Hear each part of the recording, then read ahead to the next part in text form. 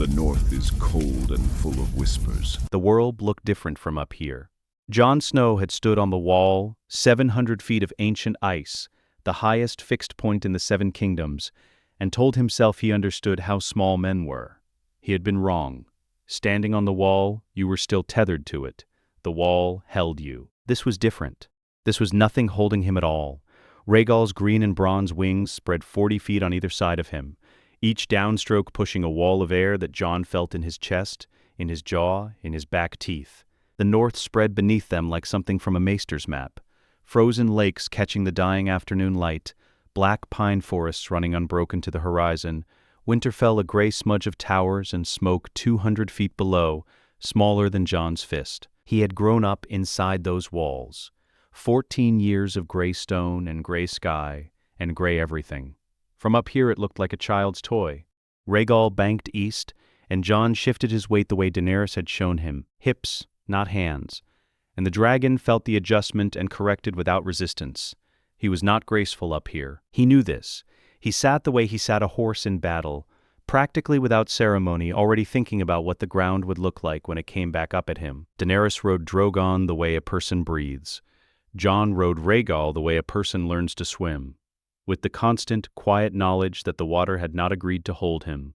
Drogon flew to their left. Jon had been watching him since they lifted from the courtyard. Drogon was the largest living creature in the known world, 60 feet at the shoulder when he stood, wings that could shadow a town square, scales the color of a burnt field, eyes the amber of old candle wax. He was, Sam had once told him with barely contained awe, the largest dragon seen since Balerion the Black Dread, the dragon Aegon the Conqueror rode when he burned 3 kingdoms into one. And Drogon flew differently from Rhaegal. Rhaegal took direction and committed to it. Drogon made his own calculations first and then allowed the rider's intention to inform them, when he judged it appropriate. Jon had noticed something in the first minutes of the flight. Drogon was supposed to be flying ahead. He was flying level with Rhaegal's tail, not behind, not following, but level with the tail, that enormous shadow pulling slightly sideways toward Rhaegal's flank with each adjustment. Every time Daenerys directed him forward, he would surge for 30 seconds and then drift back. 3 times in an hour each time. Toward Jon, he told himself it meant nothing. He looked away from Drogon and made himself look at the north instead. Daenerys laughed. The sound carried over the wind, bright and sudden, and Jon looked and saw her on Drogon's back. Silver hair lashing behind her, cheeks bitten red by the cold, the controlled fury that usually sat behind her eyes entirely gone. She was not a queen for this hour. She was a girl on a dragon above the first home she had ever chosen, and the distinction mattered more than Jon had expected. She looked across the distance between the dragons and found his eyes, and she grinned. Unguarded, nothing diplomatic in it, and Jon, who had not grinned at much for a very long time, grinned back. They landed beside the frozen waterfall. Jon had not known a waterfall could freeze like this. He had lived in the north his whole life and somehow missed it. 40 feet of water turned to white glass, catching the last of the afternoon light and throwing it back in broken pieces. The ground was packed hard beneath 3 inches of new snow. His breath came in short white bursts. Behind them, distantly, Winterfell's ramparts. He could see figures on them, small as insects, all of them still, all of them watching. The castle never slept. Daenerys walked to him through the snow and put her hands on his face and kissed him. And Jon stood there for a moment with his eyes closed, and the frozen waterfall making its silence behind them, and nothing on the horizon but white and black and the far dark shapes of mountains. And he thought, without meaning to, I could stay here. He pushed the thought away before it could settle. When she pulled back, her eyes were bright. You held him, she said. You barely flinched. I flinched, Jon said. She laughed again, the real one, quick and without performance, and turned back toward the dragons, her hand extended toward Drogon the way Jon had seen her reach for him 100 times. The easy gesture of a woman reaching for something that has always come. Drogon stepped back. 1 step. The snow displaced beneath that massive clawed foot with a sound like a struck drum. Daenerys kept her hand where it was, fingers open, and said his name softly, a command that was also a question. Drogon's head turned 40 degrees to the left, toward Jon. He's restless, Jon said. He did not believe it. He said it because the quality of the silence coming down from the ramparts had shifted in a way he could not name, and someone needed to say something. Daenerys did not answer. She reached a second time, palm flat, the gesture she had used since he was a hatchling, in Marine, in the smoke of her burning pyramid, the gesture that had never once failed her. And Drogon took a second step back. His throat sound was not a growl. It was quieter and more final than a growl. It was the sound of a door that has closed and decided to stay closed. On the ramparts above, a northern soldier turned to the man beside him. "Did you see what I saw?" The answer came back flat and without hesitation. I saw it." Drogon crossed the snow to Jon, not quickly, not with urgency. He moved the way large things move when they have decided, that black mass of scale and smoke repositioning with a gravity that sent vibrations outward through the packed ground in slow rings from each footfall, some calculation being carried out that had nothing to do with any instruction given in the last 30 seconds. He stopped 3 feet away. Then the wing came down, the left wing. It unfolded and extended across the snow toward the castle, the tip of it settling against the ground with deliberate and total stillness. Not by accident, not by the random motion of a large animal shifting its balance. The gesture had a shape to it. The shape had a name. Jon knew the name. He had taken this shape himself, in halls and on fields, before men who had the right to be stood above. He had done it when he had no choice, and he had done it when the man above him had earned it, and he knew the difference between the two, and he knew which this was. On the ramparts, Jon heard Sansa's stillness before he heard anything else. He had always known where she was in a crowd, even now, a habit from childhood that had never left him, and he felt her hands go white on the stone without seeing it. He heard Lord Glover say nothing at all, and felt the weight of that silence like a drawn breath held past the point of comfort. And then he heard Lyanna Mormont's voice, small as a blade and certain as iron. "The dragon knows." Jon crouched in the snow. He brought his hand down slowly and placed it on the bridge of Drogon's brow. The scale was warm, warmer than the air by 30 degrees, warmer than stone, warmer than anything had a right to be in this cold. He felt the pulse of the creature through his palm, slow and enormous and absolute. Drogon did not move, did not pull back, did not breathe smoke or threat. He accepted the hand the way mountains accept snow as a matter of natural law, and nothing more. "I didn't ask for this," Jon said, barely above a whisper. Drogon exhaled, slow and long. The smoke rose between them and dispersed in the cold air, and said nothing, and said everything. Jon stood.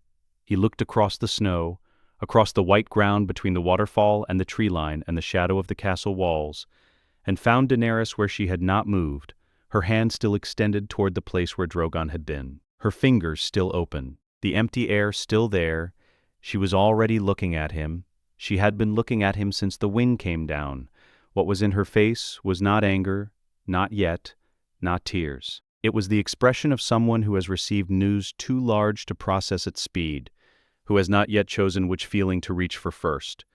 The expression of a person who has lost something so familiar they did not know it had a name until the moment it was gone. For the first time since she had sailed to Westeros, Daenerys Targaryen did not look like a queen. She looked like what she was, a woman standing alone in the snow, with nothing and no one between her and the cold. The crypts were the coldest place in Winterfell. This had always struck Jon as wrong somehow. The logic of it said that underground should mean sheltered, the cold kept out by rock and earth and the accumulated warmth of centuries of stone. The crypts did not work that way. The cold here was not the cold of outdoors, not the living cold that moved and bit and carried the smell of ice and pine. It was older than that, settled, the cold of a thing that had been still so long it had forgotten how to be warm. Jon had come here as a boy when the castle felt too loud, when feasts grew longer than his patience and the great hall filled with the kind of laughter that was not really laughter, the performing kind, the kind that lords did at each other. He would slip away down the steps and walk the long row of dead Starks until the noise above was nothing. The dead were better company sometimes than the living. They asked nothing. They made no comparisons. They did not look at the Lord's legitimate children and then look at Jon in a way that required him to understand something he was too young to be required to understand. Ned Stark's statue was at the end of the row. Not old yet. The stonework still had the look of the recently made chisel marks not yet softened by years of damp air, the likeness still carrying the specific recognizable quality of a real face before time eroded a man into an idea. The sculptor had given Ned the expression Jon remembered from his most exhausted moments, the look of a man who understood the full weight of what he was carrying and had decided to carry it anyway because there was no one else who would carry it correctly. Jon sat down on the floor in front of it. The stone was cold through his breeches. He did not move. He looked at the face. "You could have told me," he said, and his voice in the crypts was a different voice than his voice anywhere else. Lower, the echo catching it and giving it back slightly changed, like a letter reread after a long time. "At any point, you chose to carry it alone." The statue said nothing. They never did. He had spoken to it before, at 14, the morning he left for the wall, a conversation conducted mostly in his own head while he pressed his forehead against the stone because he was 14 and did not want to cry where anyone could see him. At 22, when a raven brought word that Sansa had escaped, he had come here first, before telling anyone, just to tell Ned. He did not examine why. He just came. He looked at the carved stone face and thought about what he had seen on the ice 20 minutes ago. The wing coming down. The sound the snow made when Drogon's wingtip touched it, Daenerys' hand still extended toward empty air. He thought about those things until they blurred at the edges, and then he stopped thinking and listened to the silence instead. The footsteps on the stairs were Sam's. Jon knew before he heard the breathing, the particular rhythm of a large man moving faster than his body wanted to go, the small grunt of impact each time a heel came down on stone, the quality of someone arriving at the end of a run that had tested them. Sam appeared at the bottom of the steps, red-faced, his maester's chain not on him. He was never fully comfortable in it. A leather document case clutched to his chest with both arms the way a man holds something he is afraid of dropping. He stopped when he saw Jon, looked at him, looked at the statue, made a calculation, the way Sam always made calculations, quietly, quickly, and usually correctly, about what a room required of him. "I've been waiting in the rookery for 3 hours, Sam said. Not an accusation, a fact he was reporting. "I didn't know if you'd come here first. I hoped you would." "How long have you known?" Jon said. Sam sat down on the cold stone opposite him. He did not complain about the cold. He opened the document case and held it in his lap, and did not immediately take anything from it. "Since before I left the Citadel," he said. "Gilly found it first. I barely heard her." He held the look of a man who intended to apologize for this and then thought better of it. "I should have listened more carefully. I know that." "Tell me," Jon said. Sam told him. He did it the way a maester delivers a report. Not without feeling, but with structure underneath the feeling. The facts in order before the implications, the documentation first.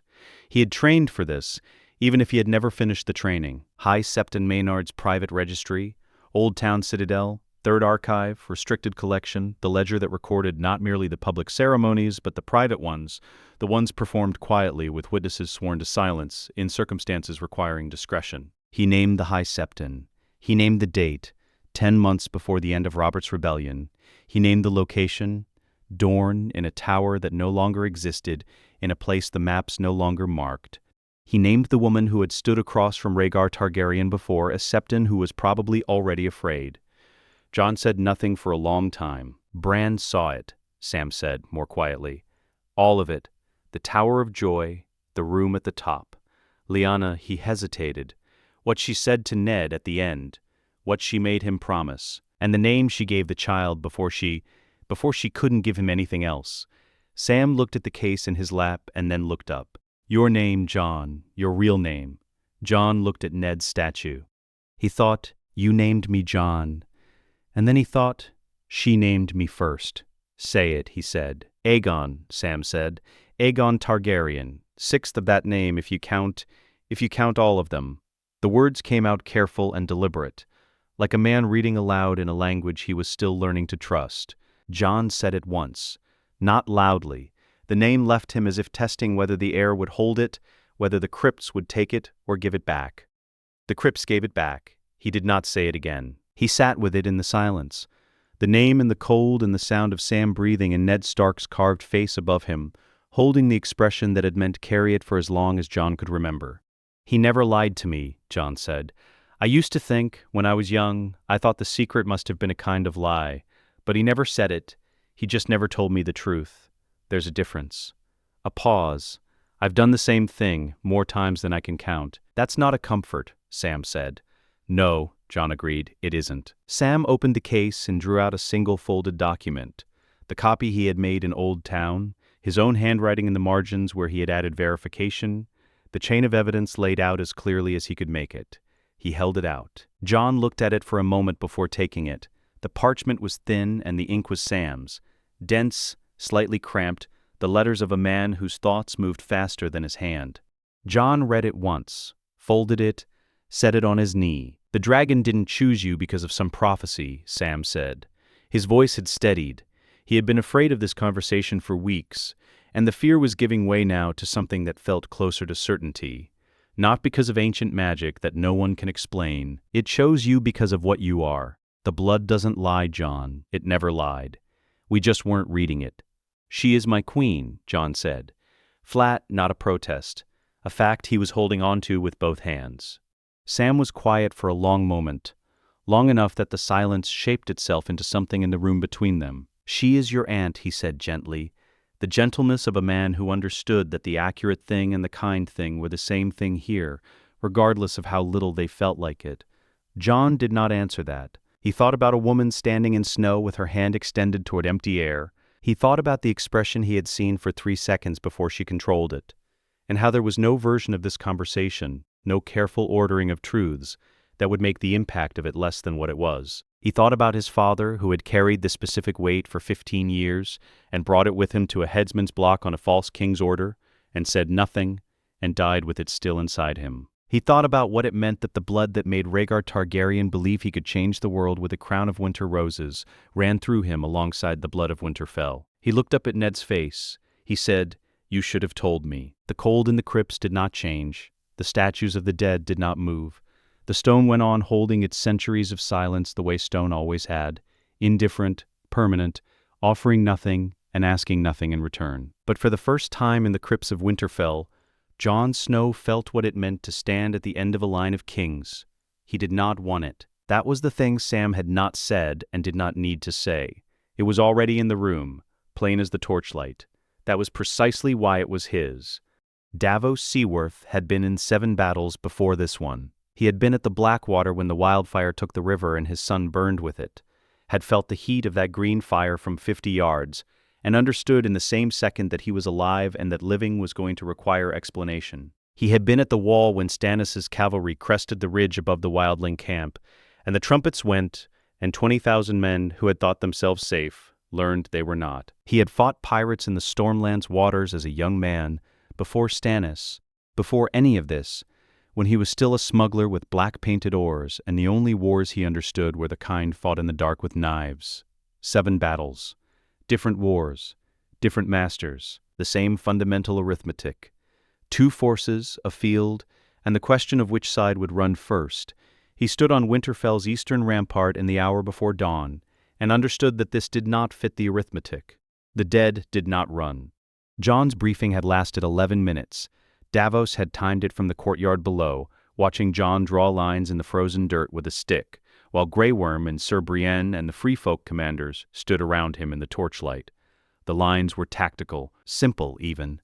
Davos had seen Stannis work battlefield plans of extraordinary complexity, watched him produce diagrams that took an hour to explain, and required a maester to interpret.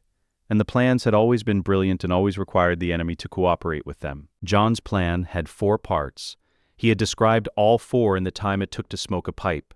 "Before the ground problem," Jon said, and his voice was flat with the particular flatness of a man presenting information he wished were different. "There is the aerial problem. The Night King has Viserion, the dragon he took at the lake beyond Eastwatch. A dead dragon is still a dragon. He is the first threat. Everything else comes after." He let that land. The dead came through Eastwatch. He continued.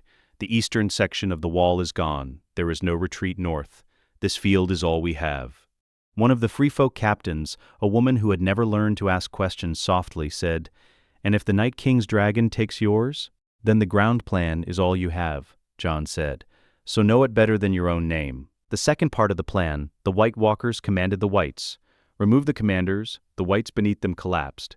A walker killed by Valyrian steel or dragonglass took every white it had raised with it into whatever came after death. This had been observed, confirmed, and was the operational premise everything else rested on. Jon's role was to find the walkers in the field and kill them from the air. Drogon's fire was not the weapon here. Jon was the weapon, Drogon was the elevation, but only once Viserion was dealt with. I'll signal corrections with fire above the eastern tower. 1 burst means shift north. 2 means hold position. 3 means something's wrong, Davos said. 3 means something's wrong, Jon agreed. Then he mounted Drogon. He did it the way Davos had seen him do everything, practically, without theater, already thinking about what came after the thing he was currently doing. No ceremony. He crossed to where Drogon waited in the outer yard, put his hand on the dark flank, and Drogon dropped his shoulder without instruction, not submission, more like a very large door deciding to open. And Jon was up, and the wings were already spreading, and the downwash of them sent torches guttering along the entire length of the courtyard wall. Davos watched him go up. He thought of Stannis, who had ridden into every battle he ever fought with the specific fury of a man prosecuting a case rather than fighting a war. Righteous, cold, absolutely certain. He thought of the burning girl on the beach at Dragonstone, the way the fire had taken her, and the way Stannis's expression had not changed. He thought, that is what wanting something looks like when it has eaten everything else. He looked up at Drogon climbing the dark air above Winterfell, and at Jon's shape on the dragon's back. Already leaning, already adjusting, already oriented northward, and scanning the sky with the attention of a man reading what was coming before it arrived. He thought, that is what the difference looks like. From 300 feet, the army of the dead was a texture. That was the only word Jon had for it, flying over the tree line north of Winterfell in the last of the dark before dawn. Not an army in any shape he recognized, not the formations of Lannister troops or the loose aggressive spread of a Dothraki advance, but a texture across the ground, gray and dense and moving in the way a liquid moves when the container tilts. No torches, no flags, no campfires and no cooking smoke, and no sound except the sound of Drogon's wings, and below them, at a remove that made it almost abstract, the low grinding susurrus of 100,000 dead feet on frozen ground. Jon was looking for 2 things. He found the first almost immediately. Viserion, the undead dragon, flew low and slow in a holding pattern north of the tree line, moving with the mechanical regularity of something that had been given a position to maintain, and was maintaining it without variation. He was not attacking. The Night King was saving him, a response to a threat rather than an opening move. This told Jon something about the Night King's tactical thinking. He had seen what a dragon could do from altitude. He was not going to let Drogon work unchallenged. Jon pressed his intention through the bond, not toward Viserion yet, but registering him. Drogon felt it. The great neck swung briefly north, and a sound came from him, low and old, something that lived in a register below language. The recognition of a thing that was wrong in a way that went deeper than the current moment. Viserion had been Drogon's brother once. What he was now carried none of that. Jon held Drogon back and turned his attention to the second thing he was looking for. Stillness. Everything in the dead army moved. The whites surged and pressed, and the mass of them shifted constantly like water finding its level. But the walkers did not move that way. The walkers stood. They occupied positions behind the fighting line the way generals managed armies, from behind the main press. From the ground you couldn't see them. From 300 feet above the field you could. He found the first one on the northern flank, behind 3 ranks of whites, on something that had been a horse, standing in the saddle the way the living never stood in saddles, spine too straight, head oriented forward with the specific absence of the casual movements that living things made. Blue light at the eyes, 40 yards from the main press, alone. He looked north again. Viserion was still in his holding pattern. First, Jon said aloud. He brought Drogon around for the walker. The approach was low and fast, and from the east, out of the dark, and the walker had perhaps 4 seconds before Drogon's fire arrived. The fire was narrow and directed. The walker came apart in the cold air, ice crystals, briefly catching the first gray light of the approaching dawn, then nothing, the horse shape below it dissolving with the same sudden logic, and then the silence arrived on the northern flank. Complete and immediate and geometrically exact. The whites within 30 yards stopped, not together, in a cascade, the ones closest first, and then the ones further out, simply stopped mid-motion and were gone. Davos saw the signal fire above the eastern tower, 1 burst. Shift north, he said to Brienne. Take the gap. Now. Brienne was already moving. Viserion came on the second run. Jon had expected it. The Night King had watched him take the northern walker and had understood what Jon was doing. The response was not to reposition the White Army. The response was to remove the threat from the air. Viserion came fast and low from the north, and blue fire came from him in a broad sweep rather than a column, the fire of a dead thing that no longer had a rider's discipline directing it, only the Night King's will, which was not interested in precision. It was interested in coverage. Jon drove Drogon into a banking dive east. He felt the heat of the blue fire pass, not Drogon's heat, not the red-orange warmth of something alive, but the specific and terrible cold of blue flame, which was not fire in any sense Jon's body had a category for. It was absence made visible. It was the cold of the deep north turned into a weapon and given color and told to burn. It missed Drogon by 30 feet. Jon straightened the bank and came around. He could see Viserion clearly now, the once-green scales gone pale and cracked, the eyes blue where they had been a dragon's amber, the movement of his wings carrying in it a mechanical quality that the living never had. Not wrong the way a sick animal was wrong. Wrong the way a clock was wrong when someone had taken its mechanism apart and put it back together to tell a different kind of time. Drogon's temperature went up. Jon felt it through the scales and through the bond. Drogon wanted to fight. Not here, Jon said. Too low, too close to the walls. He pulled Drogon up and north, drawing Viserion with him, away from the battle below, away from Winterfell's walls, into the open air above the tree line where there was nothing below them that needed protecting. Viserion followed. Of course he followed. That was the Night King's instruction, kill the dragon. Viserion had been given that and nothing else, and he pursued it with the absolute commitment of a thing that could not be tired or afraid or distracted. Jon let him climb. He watched the angle of approach over his shoulder, calculated, waited. Then he pressed the intention forward to the bond with everything he had. Drogon turned on Viserion with a speed that Jon had not known was in him. Not the measured tactical fire of the Walker engagements, but something older, something that came from before any rider had ever sat on his back. The fire that came from him was not narrow, it was total. It took Viserion in the chest. The blue fire went out, not gradually, the way a candle goes when a hand covers it. The wings continued their mechanical beat for 2 more strokes, and then those stopped also, and Viserion fell out of the northern sky in the last of the dark before dawn, a pale shape dropping toward the tree line, and he was gone before he hit the ground, because what had held him together was the Night King's will, and a thread of that will connecting one dead dragon to its master had severed when Drogon's fire made the dragon no longer capable of receiving it. What hit the tree line was a body, just a body, scaled and enormous and still. Jon exhaled. On the ramparts, Davos heard the sound of the falling and looked north, and saw the pale shape go down into the trees. He stood with it for a full 10 seconds while he absorbed what it meant. Then, signal 2, hold position, the aerial threat is gone. He said it the way he said most things, flat, without performance, as a statement of operational fact.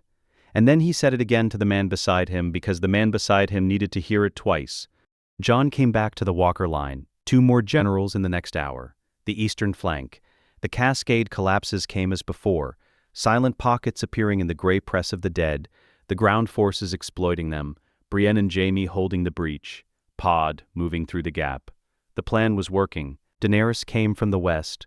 Jon saw Rhaegal's green and bronze shape crossing the field at altitude, and understood the intent before he understood the problem.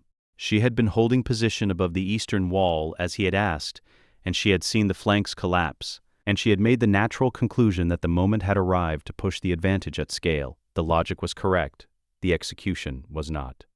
Rhaegal's fire came wide, broad and low and sweeping, the way you cleared a field if your purpose was to clear the field, not to identify and eliminate specific targets within it. It took whites, many whites. The ground north of the gap Brienne was advancing into lit orange, and the heat of it reached Davos on the ramparts in a wave.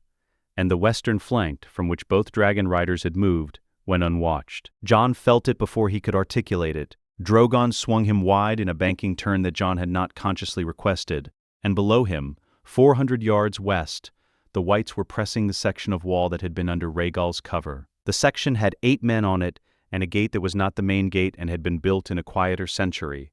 He fired the eastern tower signal. 3 bursts. On the wall below, Davos was already running. He was 54 years old, and his knees had never fully recovered from the black water, and he ran the full length of the eastern rampart, and down the steps and across the courtyard to the section that needed holding, shouting names as he ran.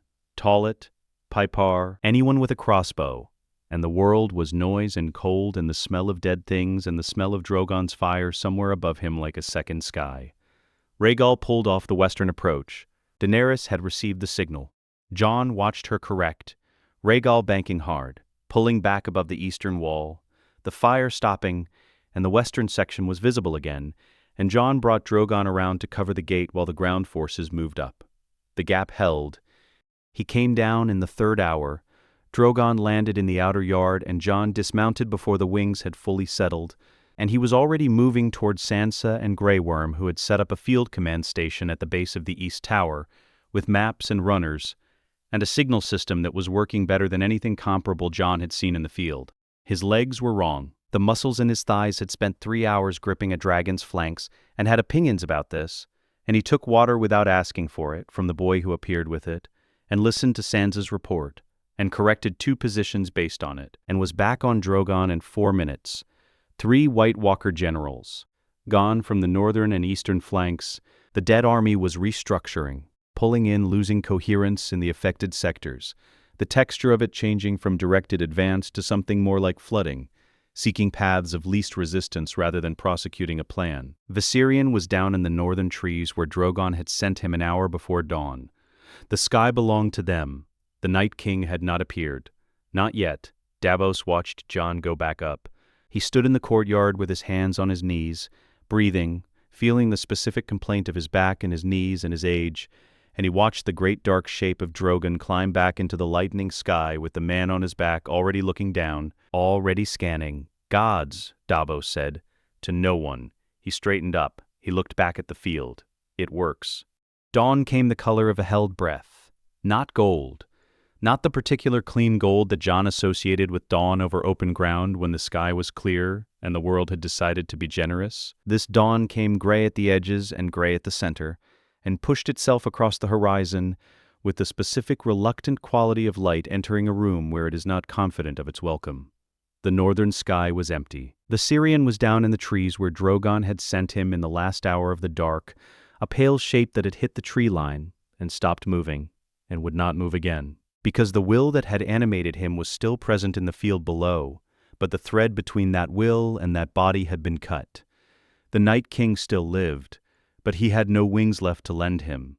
Below Drogon, the fields north of Winterfell were a wound, blackened in sectors where the fire had passed, churned dark where the fighting had compressed the ground into something that was no longer earth, and not yet anything else. With the spaces between the burning sections occupied by what remained of the dead army, still moving, still pressing, reorganized around the losses of the night into a new configuration that was denser and slower and more deliberate. Jon had been in the air for 4 hours. He knew this only because his body told him, the way his body had always told him things his mind was too occupied to track. The cold had moved past discomfort into a settled numbness that was not exactly fine but was workable. His grip on Drogon had changed. The white knuckle of the early hours was gone, replaced by something more like posture, his weight distributed across the saddle the way he'd learned to distribute it at full canter on a horse when he was 12. Not fighting the movement but riding inside it. His eyes ached from scanning. Every time he blinked, he felt the dryness of them, the way the altitude took moisture and did not return it. Drogon flew east to west along the northern tree line, and Jon looked down. 4 Walker commanders dead. The pockets of silence they had left in the dead army's advance were visible from up here. 30-yard circles of nothing in the gray press, like holes burned through cloth. The whites that had fallen without a commander leaving absences in the line that the remaining dead moved around rather than into, as if the concept of filling a gap had not transferred to the whites whose guidance was gone. The gaps were Davos's work and Brienne's work and the Free Folks' work, the ground forces exploiting each collapse with the specific competence of people who had been told what to look for and had looked. The plan was working. Jon had commanded enough to know what that felt like and to not trust it. He was looking for the Night King. In the Godswood, Bran Stark sat in his chair before the heart tree and was not in his chair. He was in the roots. This was not a description he would have used to anyone who had not sat in a Weirwood's root system and felt the network open beneath them. The sudden expansion of consciousness outward through wood and stone and frozen earth. The way distance stopped, meaning distance and time stopped moving at its usual pace. He was in the roots, and he was in the ravens, and he was in the wind above the field, and in none of these things simultaneously in a way that language did not have the architecture to contain. He was watching.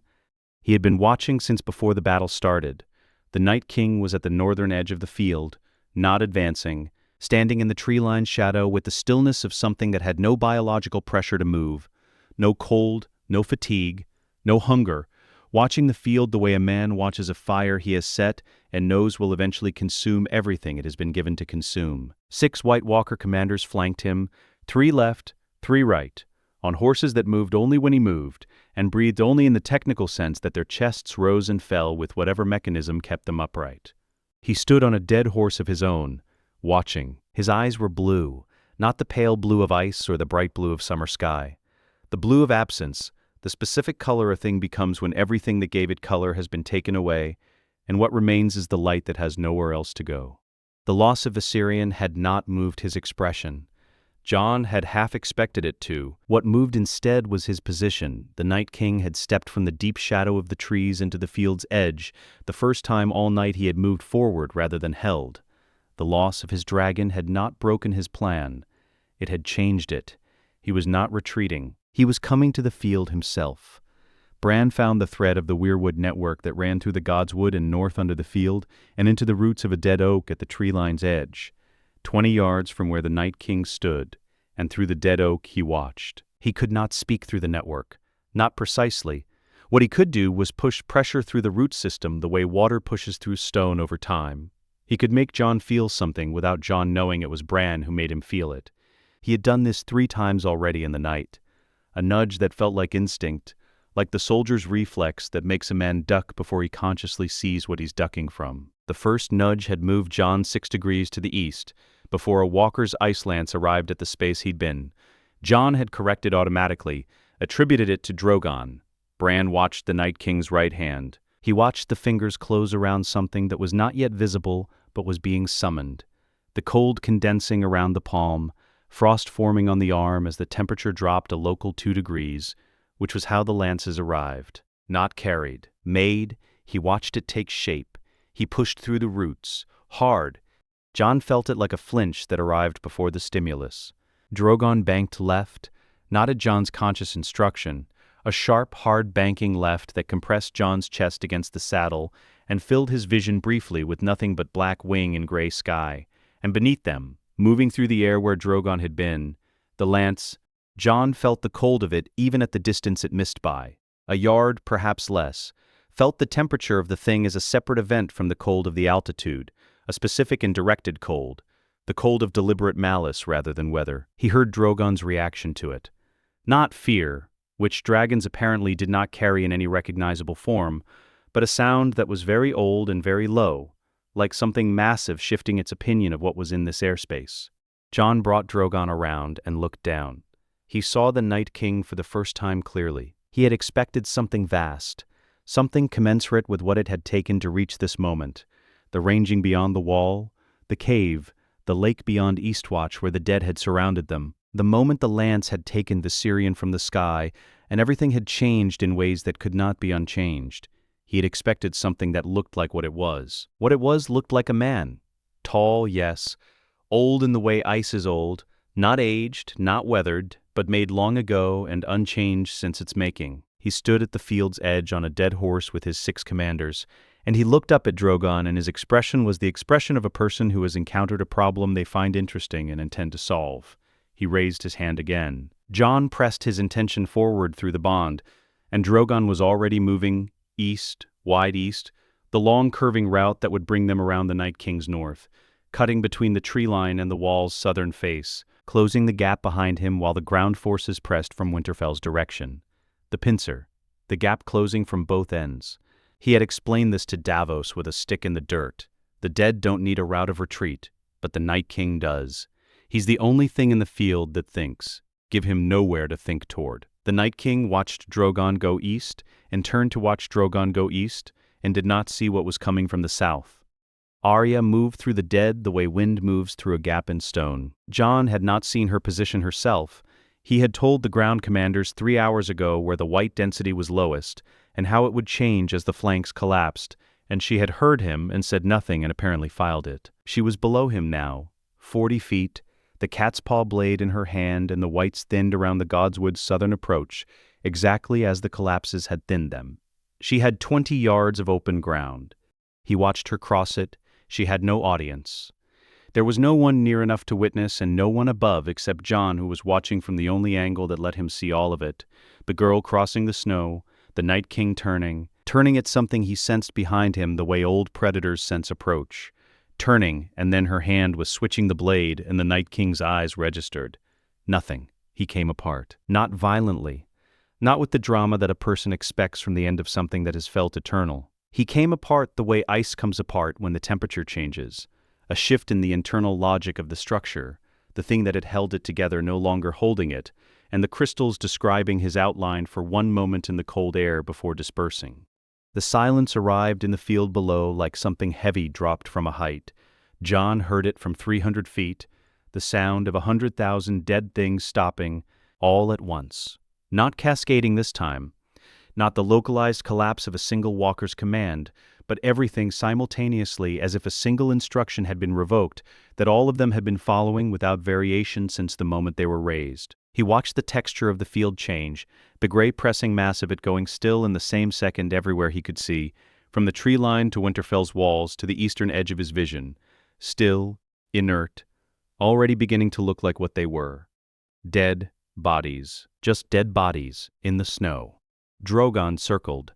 Jon did not direct him. He circled once, wide and slow, the way a hawk circles after a kill, not looking for more prey, just occupying the air above a thing that had been resolved. Jon looked down at the field and tried to feel something appropriate to the size of what had just happened. He found exhaustion. He found the cold in his hands and his face, and the muscles of his thighs. He found the specific hollowness of a long-sustained fear suddenly absent. He brought Drogon down. They landed in the center of the field. The dead lay around them in every direction, still and silent, the snow already beginning to settle on them with the quiet indifference of weather that had no opinion about what lay underneath it. Jon dismounted, his legs held him for 2 steps, and then did not. He went down on one knee in the snow, not by choice, not as a gesture, simply because the legs had decided they had done enough for one night and were no longer interested in cooperating. He put his hand in the snow. Cold, real, still here. He heard at a great distance the sound of Winterfell erupting. Voices, hundreds of them. The particular sound of people who have been holding their breath in the dark for hours and have just been given back the air. He heard Tormund's voice above the others, and could not make out the words but didn't need to. He heard Davos, somewhere to the south, saying something short and directed, and then nothing else because Davos never used words past the point they were needed. He did not stand up. He stayed on one knee in the snow in the center of the silent field, and looked at his hand pressed flat against the white ground, and thought about nothing for 30 seconds. Just the cold. Just the aliveness of cold on skin. Just the fact that he was breathing, and the air was going in and coming out, and the field was quiet. When he looked up, Drogon was behind him, still, head lowered, the smoke rising from his nostrils into the gray dawn air. Across the field, 300 yards to the east, Rhaegal touched down. Daenerys dismounted in a single clean motion and stood in the snow. And she was alive, and Rhaegal was behind her, and she had fought and she had held, and she had done everything asked of her in this battle. And she was looking across 300 yards of dead silence at Jon on one knee in the center of it, with Drogon at his back, and the northern lords breaking from the castle gates and running toward him through the snow. She stood very still. She watched them run toward him. Her face, even from 300 yards, gave nothing away. She was the most controlled person Jon had ever known, and she was in full control now, and what that control was holding in place, Jon could not see from this distance. He found his feet, he stood, the lords arrived around him, and the noise came with them, and the night was over. The pyres had been burning since before he woke. Tyrion could smell them from the guest chambers. The particular smell of mass burning, which he had first encountered at the Blackwater and had never successfully refiled under a different category in his memory. It was not the smell of a hearth fire or a cooking fire or a candle burning down to its plate. It was denser than all of those, heavier, carrying in it something organic that had no analogy in cleaner smells. He had put a pillow over his head and stayed in the bed for 20 additional minutes and then given up and dressed in the dark and gone to find wine. The wine was everywhere. So was the grief. Both were being consumed in considerable quantities in Winterfell's halls and courtyards, and the combination produced the specific atmosphere of a victory that had taken too much to feel entirely like one. Men sat together in corners of the great hall and did not speak. Women moved between the pyres outside with the careful deliberateness of people who had given themselves a task because the alternative was standing still and feeling the full weight of the thing. Tyrion stood at a window on the second floor of the East Tower and watched the smoke go up. He had a cup of wine. He was on his second. It was not yet mid-morning. The first sign was the summoning. He heard about it from a kitchen boy who had heard it from a stable hand who had overheard one of the Dothraki blood riders in the yard. The queen had sent for her commanders, not the joint council, not Jon's people, not the northern lords, not the Vale lords or the Westerosi who had ridden under her banners. Her people, the Dothraki captains and the unsullied officers and the small council remnant that had traveled from Essos and constituted, in practical terms, the government of a queen who did not yet have a country. She was meeting them in the solar off the main hall. Tyrion set the cup on the windowsill, went to find Varys. Varys was in the library. This was not a surprise. Varys went to libraries the way other men went to taverns, for the ambient order of a place where information was organized rather than scattered, and for the particular comfort of a room where the contents could not lie to him in real time. He sat at the far table with a small stack of northern maps spread in front of him, studying them with the expression he used when he was thinking about something that had nothing to do with what he appeared to be looking at. He looked up when Tyrion came in. "She's meeting with her commanders," Tyrion said. "I know," Varys said. "Without the northern lords, without Jon, yes." Tyrion sat across from him and looked at the maps without seeing them. "How long has she been planning this?" "She has not been planning it," Varys said, which was his precise way of separating a decision made after deliberation from one that had arrived fully formed from the collision of circumstance with character. "She has arrived at it." Planning implies doubt. What I'm watching is the absence of doubt. That's not reassuring. "No," Varys said. "It isn't." Tyrion looked at the window. The pyre smoke was visible even from the library. He thought about what he knew about Daenerys, what he had known, what he had believed he knew, the places where those two things had quietly diverged without announcing themselves. He thought about the Dothraki who had crossed a sea for a throne, the Unsullied who had died in hundreds the night before for a war that was not technically their war. He thought about what those armies represented to her, and what they would represent to a northern lord sitting across a council table. "She'll claim the crown," he said. "Yes, she'll use the armies as the argument. Yes." And Rhaegal, Varys was quiet for a moment. "Yes." Tyrion stood. He had been not wanting to have the next conversation since the waterfall, since the moment he had stood on the ramparts and watched Drogon lower his wing into the snow, and had immediately begun calculating what it meant and what it would eventually require of him. He had spent years learning to delay commitment until the arithmetic was undeniable. The arithmetic he understood was undeniable. He went to find the queen. She received him in the solar. The commanders had been dismissed. Grey Worm stood at the door and let Tyrion through without expression, which was Grey Worm's default and therefore told him nothing about the temperature of the room he was entering. Daenerys was at the window. She had bathed and changed. Silver white, nothing martial in it, the deliberate choice of a woman who understood that clothing made arguments before a mouth opened. She looked composed. She looked, Tyrion thought, exactly as composed as a person looks when composure is a decision being made in every moment rather than a condition they inhabit. "My queen," he said. "Sit down," she said. He sat. She did not turn from the window. "You've heard. I've come to ask what you've decided." The distinction was diplomatic. She was generous enough not to point it out. "I intend to march on King's Landing when the army has recovered sufficiently," she said. "I intend to take the throne. I intend to rule." The same intonation people used for statements of fact, not declarations, descriptions of what was going to happen. Jon Snow is a man of extraordinary ability. He will have a role in the administration commensurate with his contribution. "He is Aegon Targaryen," Tyrion said. The name sat in the room. She turned from the window. The expression she gave him was the one she reserved for people who had said the true thing and the unhelpful thing simultaneously, a category that had never had her patience. "He is the son of Rhaegar Targaryen and a woman who is dead." she said. The claim rests on green sight and a maester's diary entry, and the behavior of a dragon, which is a magical creature subject to impulses no one fully understands. A pause. I am his father's sister. We share the same blood. If the blood is the argument, we are equally of it. The succession law does not work that way, Tyrion said. A nephew supersedes an aunt. Rhaegar's line takes precedence over Aerys's remaining children. You know this. I know that Westerosi succession law has historically been whatever the person with the most swords decided it was, she said. Aegon the Conqueror did not inherit the 7 kingdoms. He took them. I am taking them. These are not different categories. No heat in it. That was the part that made the back of his neck cold. The absence of heat. You are asking me to step aside for a man who did not want the throne, did not seek it, and will spend his reign trying to give it back to someone else. You are asking me to surrender what I have spent my entire life reaching for because a dragon knelt. Tyrion looked at her steadily. Yes, he said. That is what I'm asking. She looked at him. A long moment.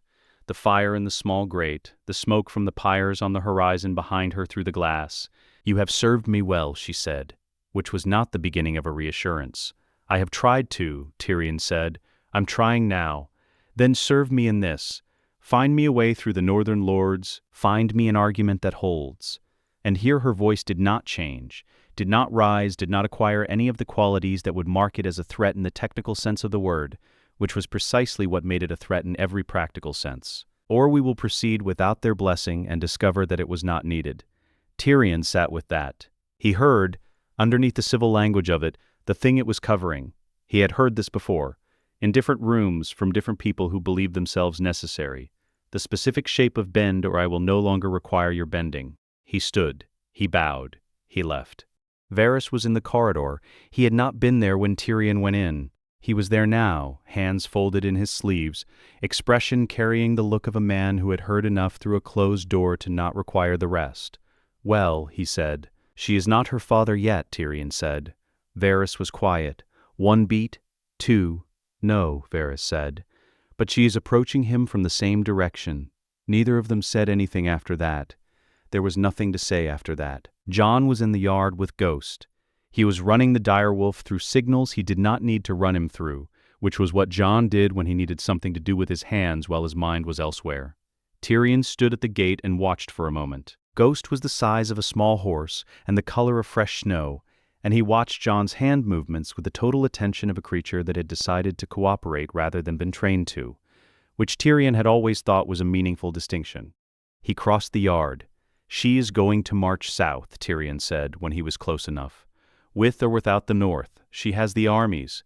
She has Rhaegal. She believes the throne is hers, and she believes the people who disagree with her can be managed or removed. Jon stood still. She gave everything for this war, he said. Her family, her home, 2 of her children, yes, Tyrion said. And now she is prepared to burn the north to claim what she believes she is owed. Ghost had stopped moving. He sat at Jon's left side and watched Tyrion with eyes the color of old blood.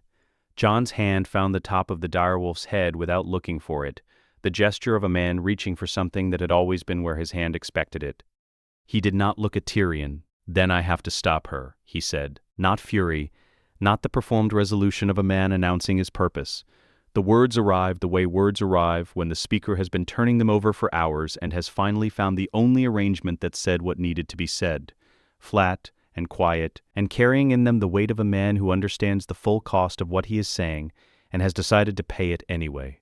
Tyrion stood in the cold yard and looked at him. He thought about Joffrey, who had wanted the throne the way a child wants a toy, because it was shiny and because having it would mean others had it less.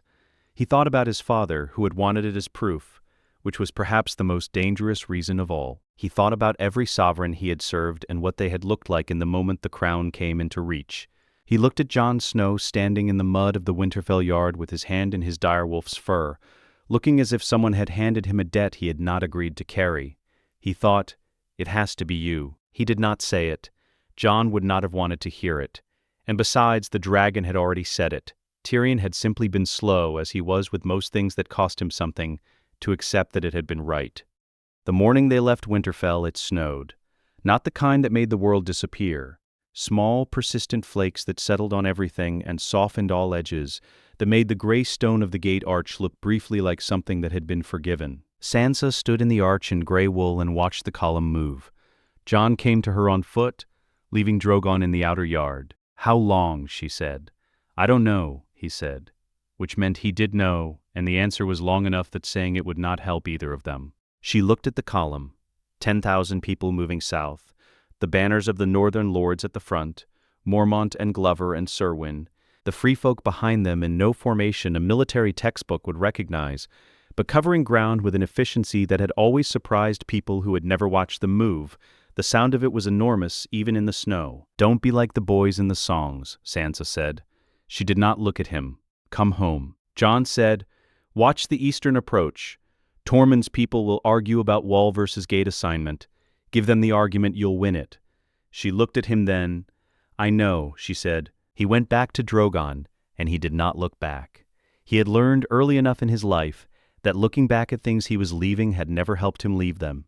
Brienne of Tarth had marched in 3 armies. Renly's briefly, which had been the most beautiful army she had ever seen and the most doomed. All banners and hope, men who believed they were marching for something that felt different from the usual reasons men marched for things, until the thing that killed Renly arrived in his tent as shadow and smoke, and the beauty of the army became a funeral on the same morning. Stannis's for an hour on a battlefield where she extracted Jaime and killed the men who tried to stop her. Sansa's, the ragged, furious thing cobbled from loyalty and desperation in the hours before the siege that had saved Jon Snow's life. This was different from all of them. She marched 6th in the van's order, between Lord Glover's household guard and the Unsullied's forward element, and above her, at a height she had to crane her neck to follow, Drogon circled, the black shape of him against the pale sky, the sound of his wings reaching the marching column in irregular intervals. You felt it first, a slow compression in the air, and then heard it after, the way you heard distant thunder after the light had already come and gone. The soldiers around her had stopped looking up after the first day. They had incorporated the dragon into the category of what this army was now, and moved on to thinking about their feet and their rations. She had not stopped looking up. She thought about Renly, the specific quality of his belief in himself, the generous, warm, entirely misplaced certainty that the world would recognize him as what he was and respond accordingly. She thought about Catelyn Stark, who had been the most clear-eyed person Brienne had shared a room with, who had seen every political configuration around her in precise and accurate terms, and had died because she trusted one thing she should not have trusted, and that one thing had been enough. She looked at Jon Snow's shape on Drogon's back above the column. She thought, perhaps this one won't. She was a knight of 32 who had long since stopped crediting hope as a planning tool. She did not revise this, but she thought it. The intelligence about the Iron Fleet came from a captured Ironborn messenger on the road south of the Neck, in the 3rd week of the march. He had been riding north, toward Winterfell, which was either very stupid or very deliberate, and turned out to be very stupid, which was the more common of the 2 options for men sent by Euron Greyjoy. He carried orders in a sealed case. Tyrion read the decrypted content with the expression of a man for whom the confirmation of a suspicion provides no comfort whatsoever. 37 ships in the straits east of Dragonstone, the Scorpions Euron's anti-dragon artillery, the machines that could put a bolt through a fully grown dragon at range, mounted on 12 fighting galleys, already loaded, angled seaward. The fleet expected the dragon to come from the west, from the direction of the advancing army across open water visible for long minutes before it arrived. "He doesn't know what it is to fight someone who can see from above," Jon said. "He's planned for a dragon that fights like a cavalry charge," Tyrion said, "a thing that comes at you directly, from one direction, with enough warning to aim." Jon looked at the map. "It's dawn tomorrow," he said. He put his finger on the eastern approach, the angle that put the fleet between Drogon and the rising sun, so that anything looking east to fire would be looking straight into the light. "We go before they can see us coming." Dawn was gray, and the sun was a suggestion rather than a fact, a brightness somewhere east of visible that turned the sky above the water the color of old pewter. Jon had been in the air for 20 minutes before the fleet appeared below him. 37 ships confirmed, spread across the strait in an arc that covered the expected western approach, with overlapping fields of fire, the Scorpion galleys at the points of the arc, positioned beautifully for the engagement they had planned. Euron's silence at the center, the black hull identifiable from altitude even without the details, the way a man's posture identifies him at a distance before his face does. Every crew member on every Scorpion galley was looking west, Jon was east. Between them and the brightness of the morning sky, invisible against the light the way anything is invisible when you are made to look away from where it is. He pressed his intention forward through the bond. Not panoramic, not the sweeping fire of the long night's field. One thing, then the next thing, then the next. The scorpion on the nearest galley, the galley's mast. Without the mast, the ship could not pursue, could not reposition, could only drift. He moved to the next. Scorpion, mast. The lines connecting it to the adjacent vessel, so that when the mast fell, it took the other ship's rigging with it, and both were now drifting and tangling and working against each other the way collapsed lines work against everything they touch. He did not burn the sailors. Some of them jumped into the water. Ironborn, who had not chosen this fleet's strategic position any more than stones chose to be walls. He watched them hit the water, and he let them go. The coast was not far and the tide ran south. If they drowned, it would not be because he had spent fire on them. He worked the arc. 22 minutes. The Scorpion galleys first, then the command ships steering, the tiller decks, the rudder lines, the points of control that made the difference between a ship and a very expensive piece of drifting wood. He did not need the fleet destroyed. He needed it, unable to fight and unable to follow. He came to the silence last. Euron Greyjoy was at his own tiller. He was the only man left on the deck who had not run or jumped or put himself below. He stood in the black battle armor, with the Kraken sigil catching what light there was, at the tiller of his ship, in the specific posture of a man who had spent every significant moment of his life constructing an audience for it. He had sailed to the edge of the known world and come back changed. He had taken a fleet by killing his brother. He had burned the Reach's harvest and sunk the Targaryen fleet and walked into the dragon pit at King's Landing with the face of a man composing the song about himself as he crossed the floor. He looked up at Drogon and screamed something at the sky. Jon could not hear it at altitude. He did not need to. There was no audience. No Hall of Lords watching. No men on neighboring ships. No maester to write the account down. His fleet was disabled around him. His crews were in the water or below decks or gone entirely. The morning was gray, and the sea was gray, and the dragon was above him, and there was no one to see the moment that Euron Greyjoy refused to jump. There was no one to whom the refusal meant anything. He died as he stood, at the tiller, on his ship, in his armor. The fire was quick. The hull burned down to the waterline, and the tide took what was left of it south, carrying the flame until there was no hull left to carry, and the smoke column rose from the strait into the gray morning sky and kept rising. When Jon's forces searched the wreckage and surviving vessels, they found Yara Greyjoy in the hold of one of the larger command ships, not the Silence, which had burned to the waterline, but the vessel that had been anchored to its starboard side and had been boarded and taken rather than burned. She was alive. She was not unharmed. She looked at the soldiers who opened the hold with the expression of a person confirming that the sound of the battle above had meant what she thought it meant. She looked at the sky where Drogon had been. "The dragon killed him," she said. It was not a question. "Yes, my lady," the soldier said. She stood up. "Then I have ships," she said. "What remains of them?" She came on deck in the morning light and looked at what was left of Euron's armada, the burned hulls, the disabled vessels listing in the current, the bodies of men who had chosen their captain over the sea, and she said nothing for a long moment. Then she turned south. On the 7th day after the fleet's destruction, the army crested a rise on the King's Road, and the city was below them. Jon had not dismounted.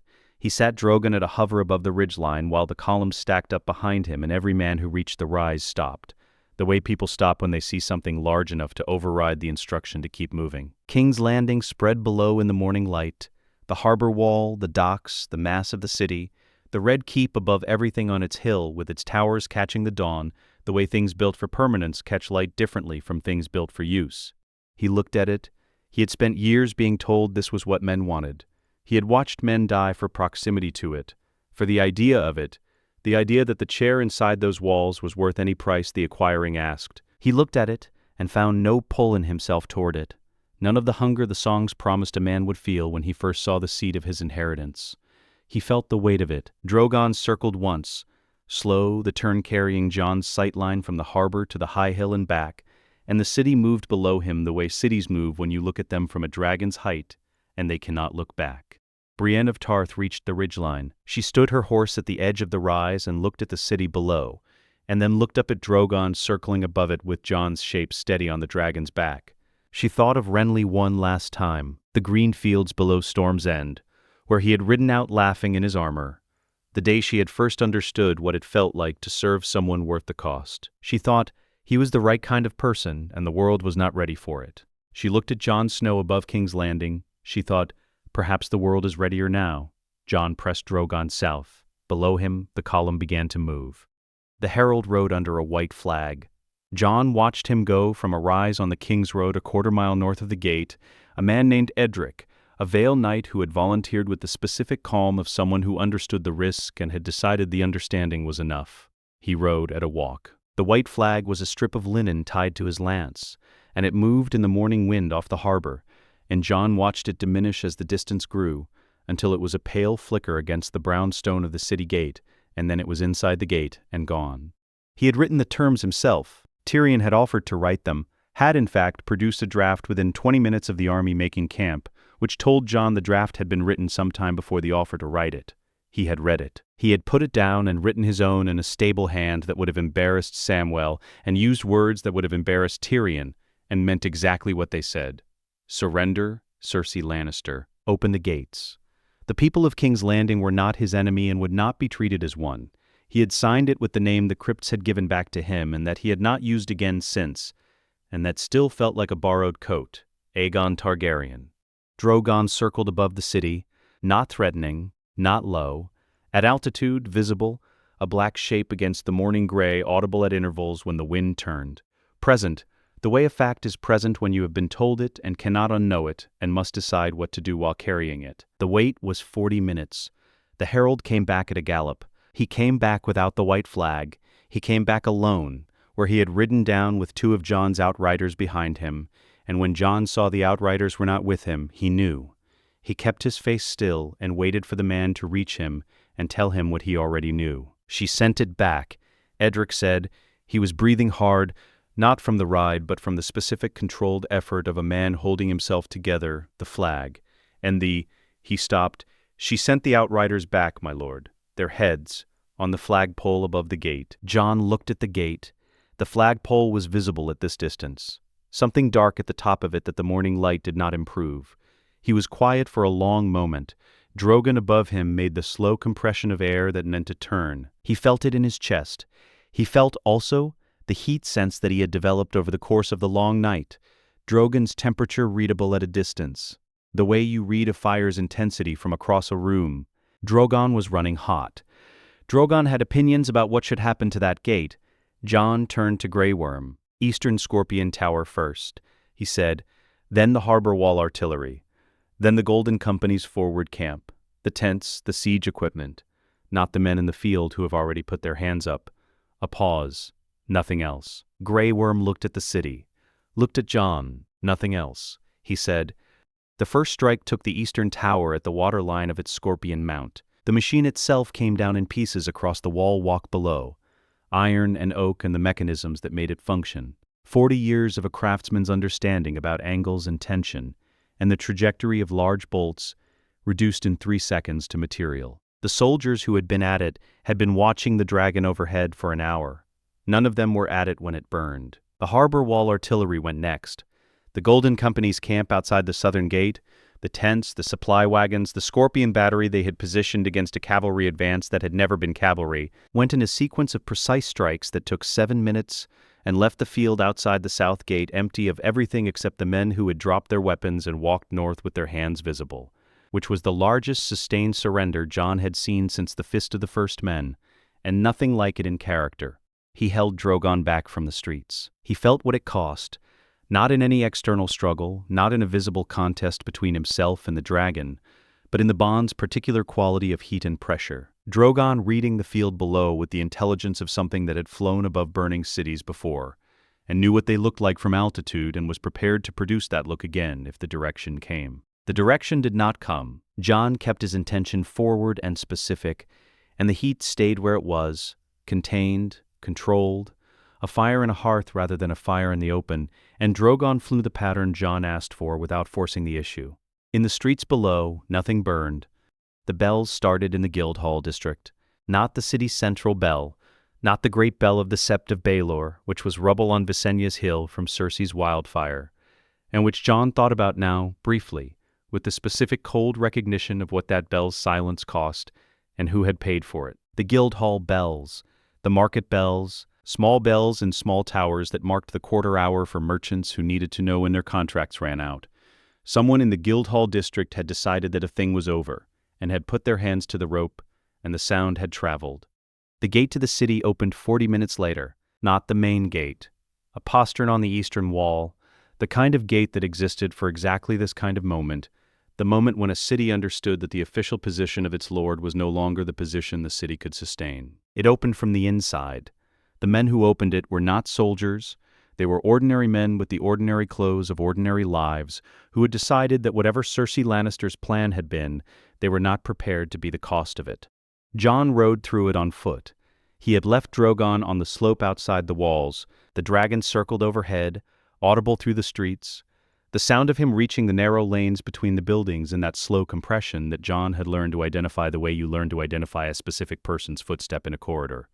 Present, not absent, but outside, and Jon inside, moving through a city that had opened itself with the specific exhausted relief of a thing that had been bracing for impact for a very long time, and had finally decided the impact was not worth the bracing. The Red Keep's throne room was cold. He did not know why he had expected otherwise. The hearths were lit, he could see the grates, the fires, the fresh wood that meant the fires had been fed recently with the specific intention of providing warmth to whatever was happening here. But the room held its cold anyway. The deep stone cold of a chamber that had been a chamber for 3 centuries and had absorbed into its walls more violence and grief and calculation than any fire built for an afternoon could address.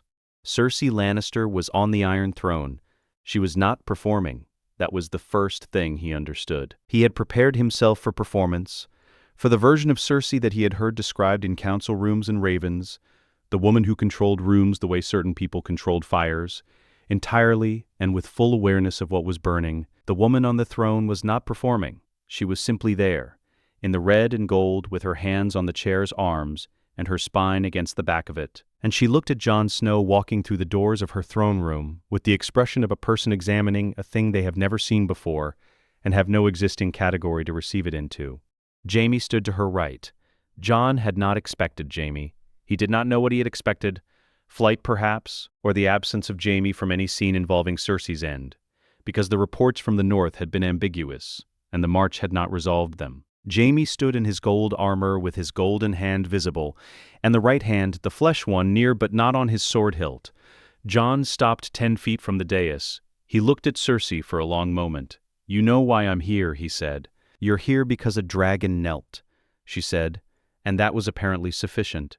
No acid in it. A statement of what she understood to be the mechanics of the situation, delivered in the tone of a woman who had understood the mechanics of situations her entire life and had found the understanding did not always help.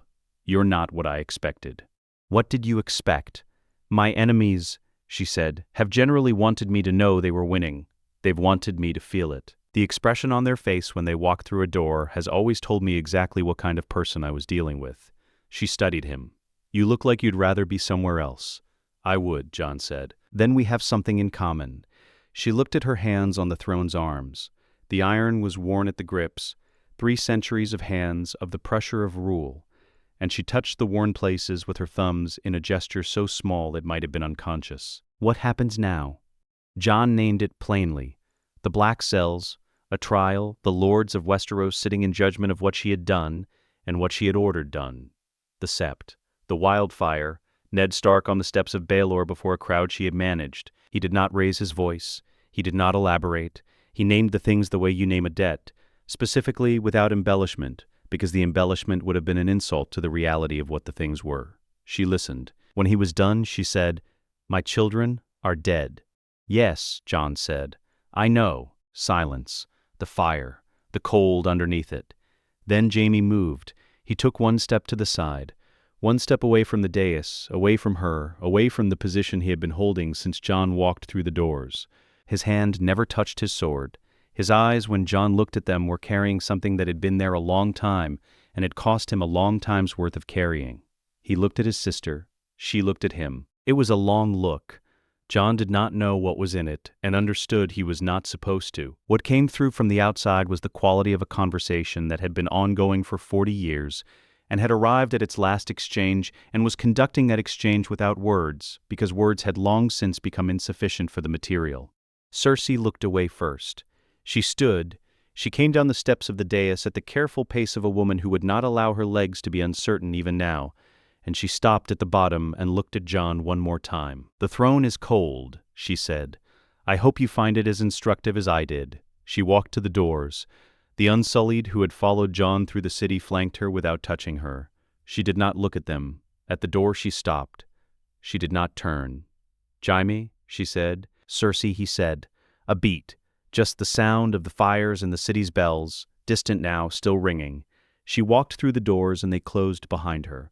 Jon stood in the throne room of the Seven Kingdoms and looked at the Iron Throne and did not sit in it. He looked at the thing his ancestor had built from the swords of his enemies, and the fire of his dragon, built to be uncomfortable, built, some maesters said, because Aegon understood that the men who wanted it most should feel it most, and left it. Outside the high windows, Drogon's shadow crossed the Red Keep.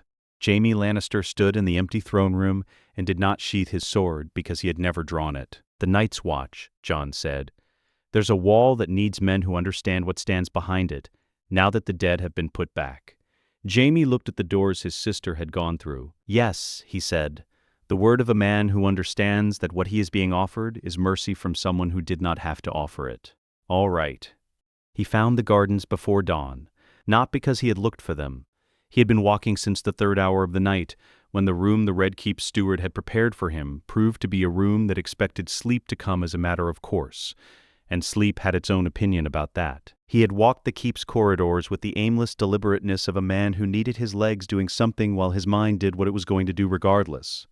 The gardens were in the eastern wing, behind a door he had opened expecting a storeroom, and they were small and walled and had in them the specific quality of a place that had been tended carefully for a long time by people who would never be named in any record of what happened here.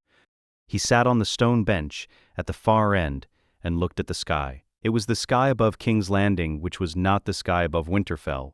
Warmer even at this hour, the stars slightly different in their positions, the smell of the air carrying the harbor and the city, and underneath both of those the green smell of the garden itself. He sat with it and let it be different and did not try to make it familiar. He thought about Ned Stark. Not the statue in the crypts, the man. The specific quality of the man standing in the yard at Winterfell in the early morning before anyone else was awake, running the sword forms he ran every morning, the scrape of his boots on the frost, the breath coming from him in short white bursts. Jon had watched him from the window of his childhood room more times than he could count. He had thought, watching, that this was what a man looked like when he knew what he was, when the question had been asked and answered long enough ago that it no longer required asking. He understood now what it had cost Ned to look like that. "I know why you're out here," Sam said. Jon had not heard him coming. This was not as surprising as it should have been. Sam moved quietly when he was thinking hard, the weight of his concentration overriding the habitual noise of his movement. He came through the garden door with a square of parchment in one hand and an ink-stained thumb and the expression of a man who had been awake slightly longer than was good for him and had found the additional hours productive. He sat beside Jon on the bench, the Targaryen words or the Stark words. Sam said, "For the liturgy, I need to know." Jon looked at the sky. "Both," he said. "I am both." Sam was quiet for a moment. Then, "I'll write something." He said it the way a man says, "I'll carry that when you have been holding something too heavy for too long." Practical, without ceremony, meaning it entirely. Sansa arrived at mid-morning. She came through the main gate in riding clothes. Northern wool, travel-stained from hard riding, her red hair loose from whatever she had put it in at the start of the journey. She did not look like she had ridden hard for 4 days. She looked like herself, which had always been, Jon thought, one of her better tricks. He met her in the outer yard. She walked to him, and he put his arms around her, and she let him, which she had not always done. The years between childhood and now had put edges on Sansa that were not always visible but were always present. A perimeter she maintained against the world with the specific care of someone who had learned what the world did to people who did not maintain one. She let him hold her now, her face against his shoulder, her hands at his back. He could feel how tired she was through the embrace. She had ridden 4 days to see this, and the tiredness was the proof of it. "Mother would have liked this," she said quietly into his shoulder. A beat, most of it. He held on for another moment and then let her go. She looked at him the way she sometimes looked at things. She was confirming, measuring the distance between what she had expected and what she found. "You haven't slept," she said. "No," he said. "Good," she said. "It means you understand what it is." Daenerys came to the garden at the second hour of the afternoon. She had asked for the meeting there, which Jon had taken as a sign. The garden was neutral ground, small, not a throne room or a hall or any space that made architectural arguments about who held what. She came alone, Grey Worm at the door and no further. She looked at the bench where Jon had sat before dawn and chose to stand. He had prepared an argument.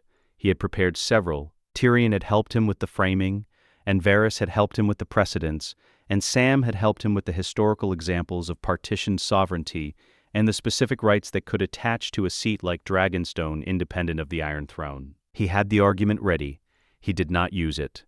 He said, "Dragonstone is yours. The island, the castle, the sovereignty of the narrow sea within its current extent, a queen's seat. Not beneath the Iron Throne, beside it.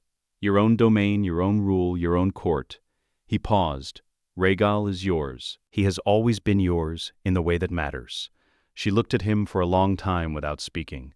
The garden held the afternoon light. Somewhere above the keep, Drogon was audible, the slow compression of his turns, present and carrying. "You are giving me a kingdom," she said. "I am giving you what is yours," Jon said. "Aegon the Conqueror did not find Dragonstone in someone else's hands. It has been a Targaryen seat since before the conquest. It will remain one." She looked at him, at the specific quality of him, the way he stood, the directness of his eyes, the complete absence of the performance that men in positions of power almost universally produced for moments like this. One, she had spent 5 years reading men in power and learning to see through what they presented to what they wanted. And the difficulty she always encountered with Jon Snow was that what he presented and what he wanted were the same thing. Less of this. "We could have built something," she said. Not an accusation, something she was finishing, putting down. "We still might," he said. It was not a promise. They both knew what it was, the honest answer from a man who did not offer what he could not guarantee. She looked at him one more time, and what was in her face was the closest thing to peace that she had worn since the waterfall. "I am not done," she said. "I want you to know that. Whatever I build next, I am not done." "I know," Jon said. "Good." Sam's liturgy was 2 pages. He had woven the words together with the specific care of a man who understood that the text of a moment outlasted the moment itself, that what was said in this throne room today would be copied and carried and read by people not yet born, in circumstances none of them could predict. He had used the Targaryen words for the foundation, fire and blood, what the throne had been built on, what it had always rested on, what Aegon the Conqueror had made permanent in iron and ash. He had used the stark words for the ceiling. Winter is coming, not as a warning but as a philosophy, the understanding that nothing good lasted without the knowledge of what threatened it, that the preparation for the worst was the only honest acknowledgement of how much the best was worth. The throne room was full, not the ceremonial fullness of the old court, not Lannister crimson and gold and the specific postures of men who had spent years learning how to look at kings, the northern lords in their gray wool, the Vale lords beside them, Yara Greyjoy against the far wall with the particular stance of a woman who was here as an ally and intended to be seen as one.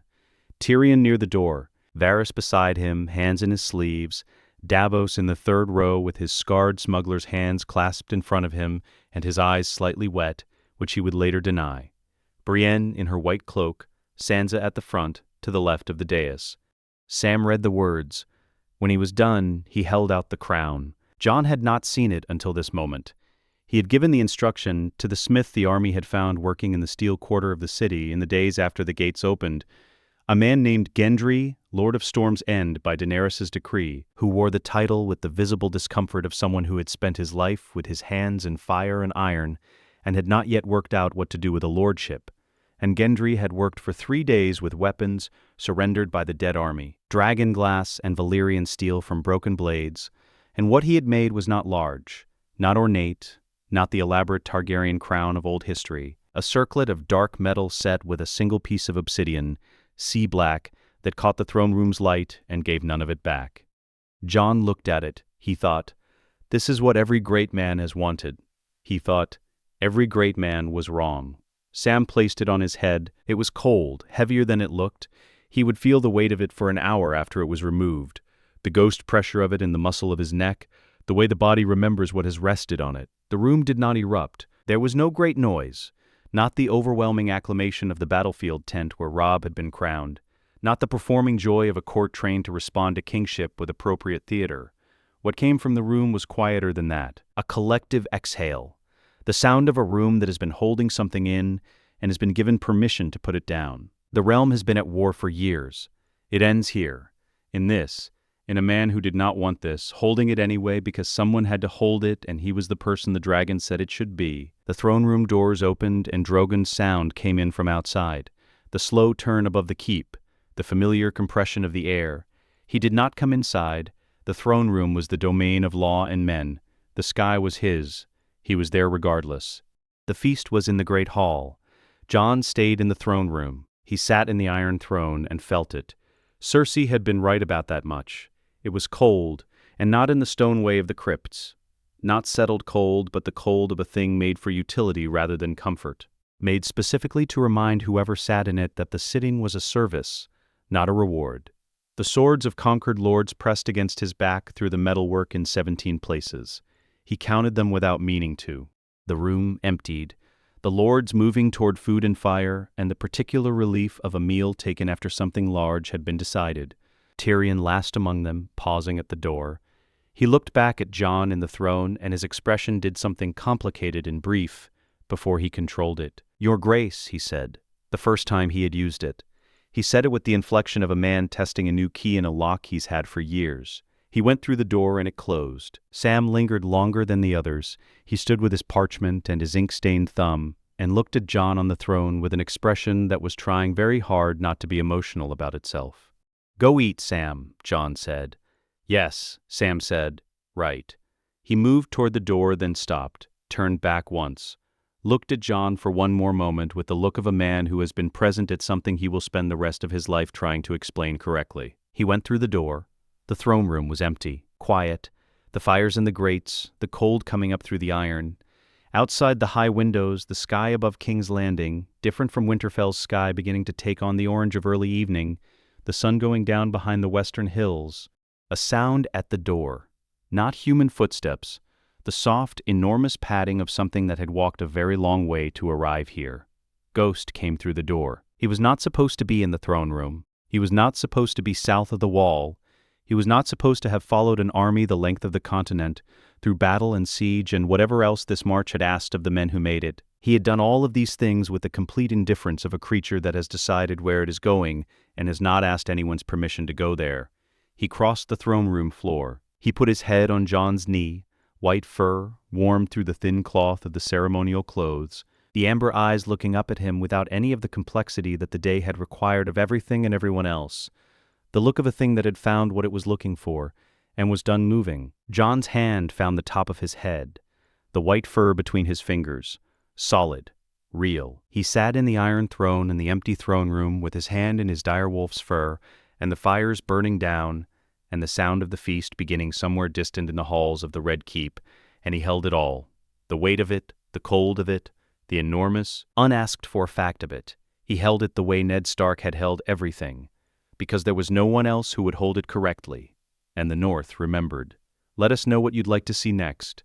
The end?